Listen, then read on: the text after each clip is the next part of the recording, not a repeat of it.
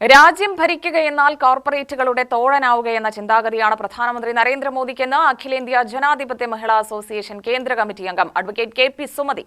വോട്ടിന് വേണ്ടി സൗജന്യങ്ങൾ വാരിക്കോരി നൽകുന്ന കേന്ദ്ര സർക്കാർ തിരഞ്ഞെടുപ്പ് കഴിഞ്ഞാൽ എല്ലാം തിരിച്ചെടുക്കുകയാണെന്നും സുമതി.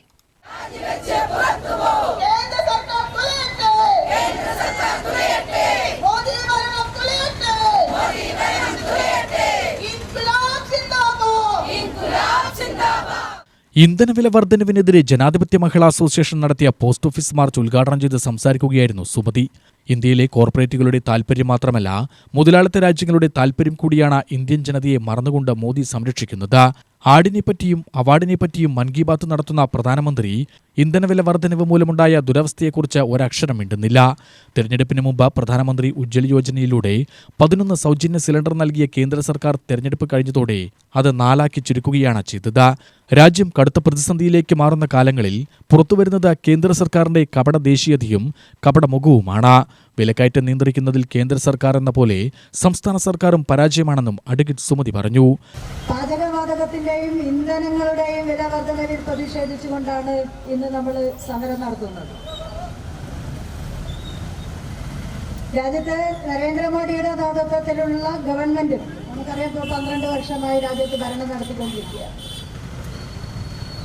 ആ ഗവൺമെന്റിനെ സംബന്ധിച്ചിടത്തോളം മുടന്ത ന്യായങ്ങളാണ് ഈ വിഷയവുമായി ബന്ധപ്പെട്ട് ഉന്നയിച്ചുകൊണ്ടിരിക്കുന്നത്.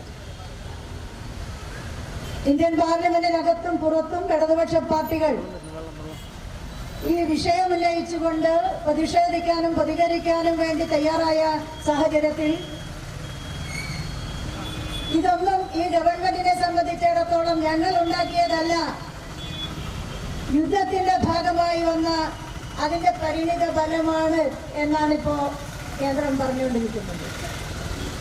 നമുക്കറിയാം, പശ്ചിമേഷ്യൻ രാജ്യങ്ങളിൽ വലിയ യുദ്ധത്തിലേക്ക് പോയിരിക്കുന്നു, വലിയ സംഘർഷത്തിലേക്ക് മാറിയിരിക്കുന്നു.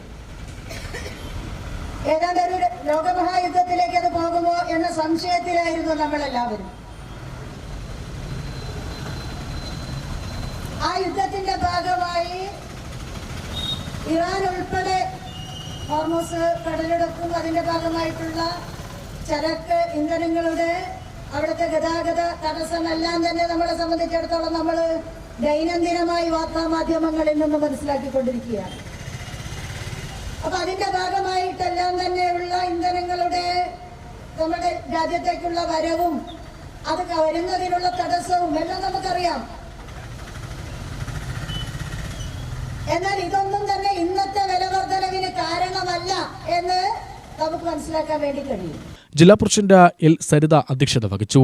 സെക്രട്ടറി സുബൈദ ഇസഹാഖ്, സംസ്ഥാന കമ്മിറ്റി അംഗങ്ങളായ കെ ബിനിമോൾ, ഷീലാദേവി, കെ ഓമന, ഷീജ, സുമംഗല എന്നിവർ സംസാരിച്ചു. UTV news, Palakkad.